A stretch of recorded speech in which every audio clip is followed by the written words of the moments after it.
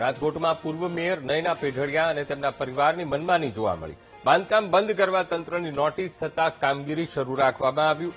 Site પર પડદા ઢાંકીને અંદર તો કામકાજ ચાલી રહ્યું છે. નોટિસ પછી પણ દુકાનોના શટર લાગ્યા તો બીજો માળ પણ ખડકી દેવાયો.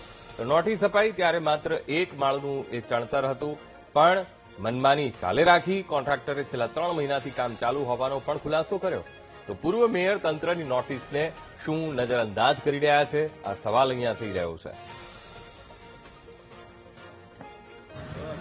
રાજકોટના પૂર્વ મેયર નયનાબેન પેઢડિયાનું ગેરકાયદેસર બાંધકામ છે તે ચાલુ હતું ને આપ સીધા દ્રશ્યો જોઈ શકો છો. જે પડદાની આડસ રાખીને હાલ કામ છે તે કરવામાં આવી રહ્યું છે. અગાઉ જે પ્રકારનું બાંધકામ હતું તેની જગ્યાએ હવે ડેલા સહિતની જે વસ્તુઓ છે તે મૂકવામાં આવી છે અને સીધા દ્રશ્યો જોઈ શકો છો. મોટું જે આ બાંધકામ છે તે કરવામાં આવ્યું છે અને હાલ જે પ્રકારે આખું ગેરકાયદેસર બાંધકામ છે ને તેને જ લઈને સવાલો છે તે ઉભા થઈ રહ્યા છે. અંદર જે પ્રકારે દુકાનોના શટર છે તે પણ મૂકી દીધા છે, પાણીની લાઈનો છે તે પણ લઈ લીધી છે. એટલે કે બાંધકામ રોકવાની નોટિસ આપી હતી, પરંતુ કોઈ પણ પ્રકારે બાંધકામ છે તે રોકવામાં આવ્યું નથી ને આ પ્રકારના દ્રશ્યો છે તે જોવા મળી રહ્યા છે. હાલ જે અનેક સવાલો છે તે ઉભા થઈ રહ્યા છે, કારણ કે જે પ્રમાણેનું બાંધકામ માટેની નોટિસ છે તે આપવામાં આવી હતી ને ત્યારબાદના આ દ્રશ્યો છે આખું મસ્ત મોટું જે કહી શકાય છે કે બાંધકામ ઉભું કરી લેવામાં આવ્યું છે. ચણતર કામ છે તે કરવામાં આવ્યું છે. આગળના તરફના દ્રશ્યો છે જ્યાં શટર છે તે રાખવામાં આવ્યું છે. એક તરફ આ પડદાની આળસમાં જે કહી શકાય છે કે આ પ્રકારે બાંધકામ છે તે કરવામાં આવતું હોય તે પ્રકારના દ્રશ્યો છે તે અહીંયા જોવા મળ્યા છે.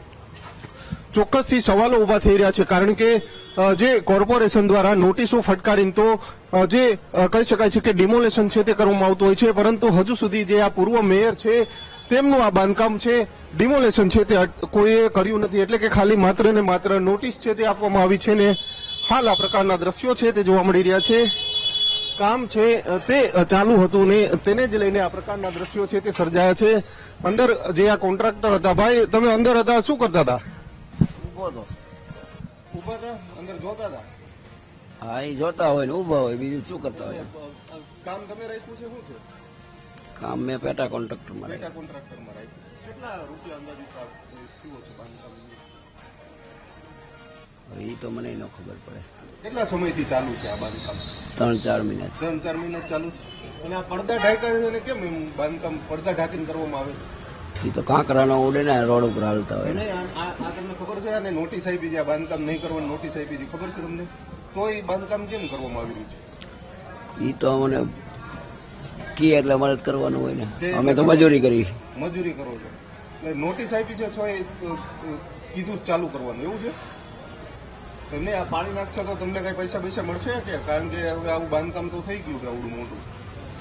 હવે એ તો એને ખબર હોય ને આપણને. શું નામ તમારું? નામ શું છે? બાપભાઈ. હે? બાપભાઈ. બાપભાઈ આખું નામ? આખું નામ નાનજીભાઈ. બાપભાઈ પર નાનજીભાઈ. એટલે આ કોન્ટ્રાક્ટ તમને આપ્યો છે?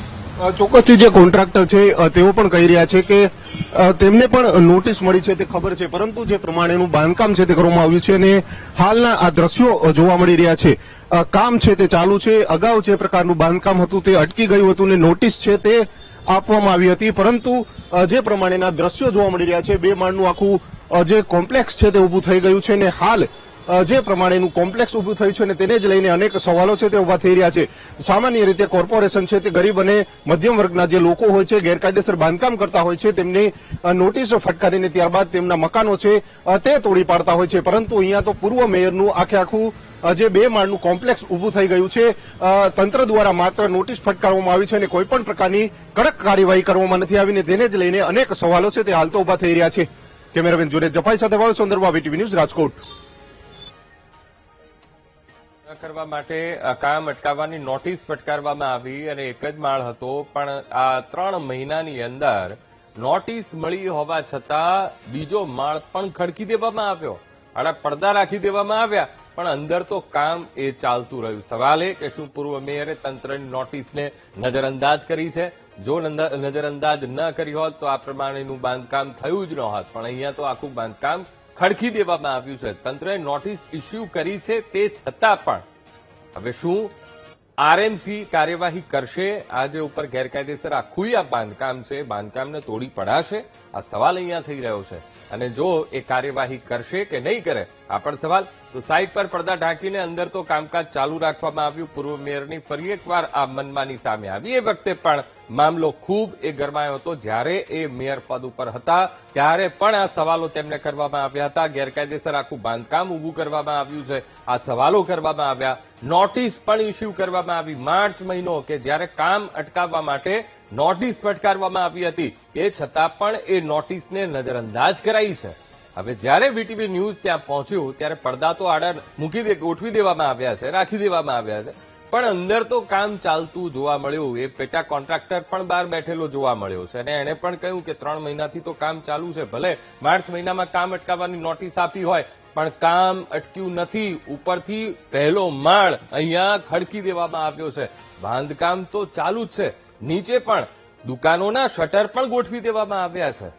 તો આ કામ કેવી રીતે આગળ વધી ગયું, આ પણ અહીંયા સવાલ અહીંયા થઈ રહ્યો છે.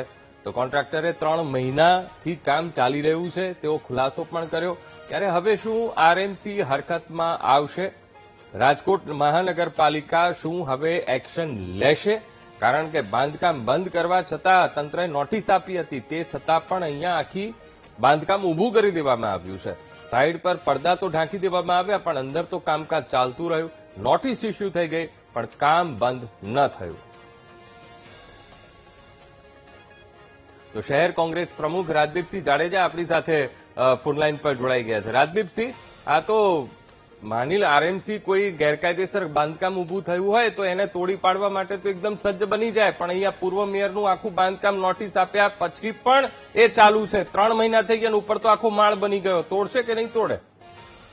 એ ખાસ કરીને જ્યારે મેયર પોતે ચાલુ મેયર હતા નૈનાબેન, ત્યારે એમના પતિદેવે સરકારી જગ્યા ઉપર આ બાંધકામ કરેલું હતું. આ તો કદાચ ગુજરાતની નહીં પણ ભારતની પ્રથમ ઘટના હશે કે મેયર પોતે મેયર હોય અને સરકારી જગ્યા, ફરીથી કહું છું ગવર્મેન્ટ જગ્યા છે, સરકારી જગ્યા ઉપર કબજો કરી અને બાંધકામની પરમિશન જાણે કે મેયરે આપી દીધી હોય એ રીતે બાંધકામ ચાલુ હતું. પણ દુઃખ સાથે કહેવું પડે છે કે સ્થાનિક સ્વરાજની ચૂંટણી પૂર્ણ થયા પછી ફરીથી ભારતીય જનતા પાર્ટીની બોડી કાર્યરત થઈ અને છતાં પણ આજ દિન સુધી એના ઉપર કોઈ કાર્યવાહી માત્ર મીડિયા અને ચોથી જાગીરને જે મુદ્દો ઉપાડેલો હતો એને સંતોષ માનવા માટે નોટિસ કાઢવામાં આવી હતી.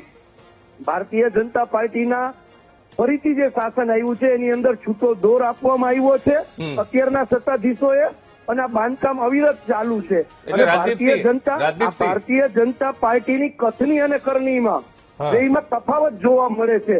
જયારે આવો ઇસ્યુ થાય છે ત્યારે ચોથી જાગીરને ને સમગ્ર ગુજરાતની જનતાને ને રાજકોટની જનતાને ગુમરાહ કરવાની વાત આવે છે કે અમે પગલાં લેશું, પણ આ પ્રશ્ન જયારે પાછો ઠંડો પડી જાય એટલે કામ કાર્યરત થાય છે. આ પહેલો દાખલો નહીં, આવા હજારો દાખલા રાજકોટ મહાનગરપાલિકામાં ભ્રષ્ટાચારના આંખે આવ્યા છે જે ચોથી જાગીરે બતાડેલા છે. જી બિલકુલ રાજદીપસિંહ, આપ અમારી સાથે જોડાયા, વાતચીત કરી એ બદલ આપનો ખૂબ ખૂબ આભાર. તો આ હતા શહેર કોંગ્રેસ પ્રમુખ અને તેમણે તો સીધો આક્ષેપ એ લગાવ્યો છે કે બંધ બારણે એ પરમિશન આપી દેવામાં આવી. એક તરફ ભલે નોટિસ ઇસ્યુ કરવામાં આવી, પણ માત્ર ને માત્ર દેખાડા માટે એ નોટિસ ઇસ્યુ કરવામાં આવી હતી. માત્ર ને માત્ર બતાવવા માટે નોટિસ આપવામાં આવી હતી કે ભાઈ અમે નોટિસ આપી દીધી છે, પણ હકીકતમાં કામ તો ત્યાં ચાલુ રાખવા માટેની એ અંદર ખાનેથી પરમિશન પણ એ મુક્ત પરમિશન એ આપી દીધી હતી.